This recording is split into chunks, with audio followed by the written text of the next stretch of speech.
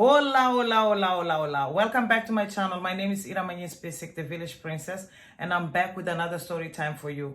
I know I've been absent for a very long time, but you know what? I'm back, I'm here, and I'm ready to enjoy this ride with you, my beloved cyber family. Please don't forget to like, subscribe, and comment. I would really like to hear what you have to say, even about my absence and what you think I should change about my channel and what type of stories. And if you have a story for me, please email me. I'll leave the details somewhere there in the video. Today's story is about a young man who's in the streets of Cape Town with his mother because he refuses to be his father's punching bag. I'm a typical case of many firstborn of an African woman who have a child before getting married. I was rejected by my biological father. My name is Joseph and I'm the oldest of three, and this is my life story. I spent the first years of my childhood at my grandmother's house with my mom, her siblings, and their children, which are my cousins.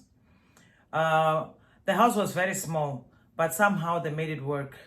Everything was running smooth. There was food on the table every day.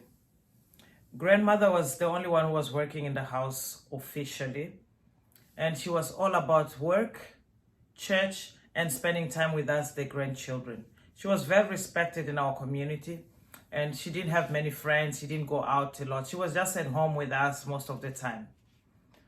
Unfortunately, grandmother passed away not long while I was still young. While she was coming from work, she was involved in a car accident and she died on the road. From there, things changed very quickly in the house. My mother and her siblings, they were always fighting about everything. Mostly it was about the bills, who's supposed to be buying what for the house. People started just looking up for themselves and their kids. There was no peace in the house. There was no togetherness anymore. Everybody was cooking for themselves, separate pots, everything. I don't know when and how my mother reconnected with my father, but somehow they got back together, and not soon after that, soon after that, we moved in with my dad.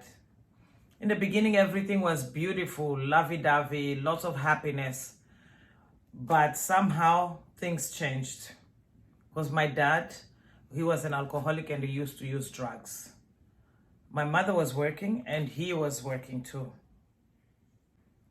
We would have dinner, just the three of us. It was really nice. And some nights we'd play games and everything. But I don't remember even one time when during my childhood that I spent quality time, just me and my dad. That never happened, that I can remember. My mother got pregnant. And from there, things really, really changed.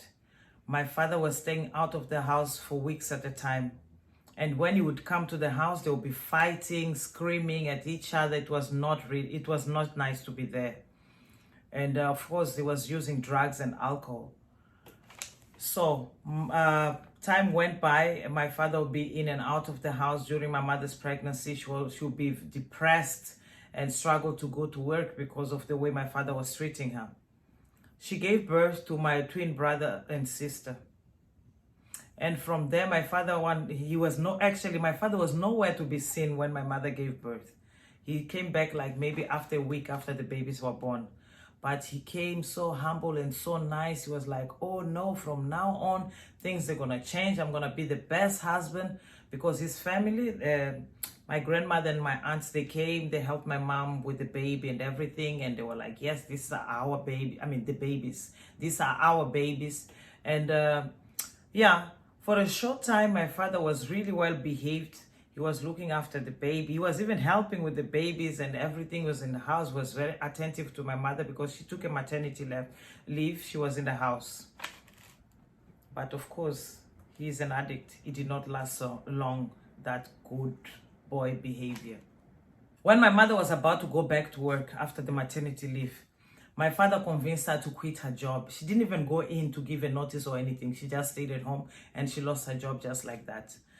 And bear you, at this point, my mom, she's depressed and very low self-esteem because of the abuse that she was suffering at the hands of my father. He said that he was going to provide for his family. She didn't have to go back to work. Okay, she stays home. But of course, my father being who he was being physically and verbally abusive. At some point, my father beat my mom so badly that she ended up in hospital. But the neighbors, they even called the police, and my father got arrested. When my father was arrested and my mom being in the hospital, I stayed with the neighbors. And the babies were taken by my father's family, who they were very upset with my mom because they believed that she allowed the police to arrest him. She should have done something so that he doesn't get arrested. My mom got back home after 2 weeks. By then, my father was already home. Somebody bailed him out, but I was still staying with the neighbors. I only moved in home when my mom got back. My father was drinking like crazy, and he was still abusive. He was like screaming, shouting, swearing at my mom.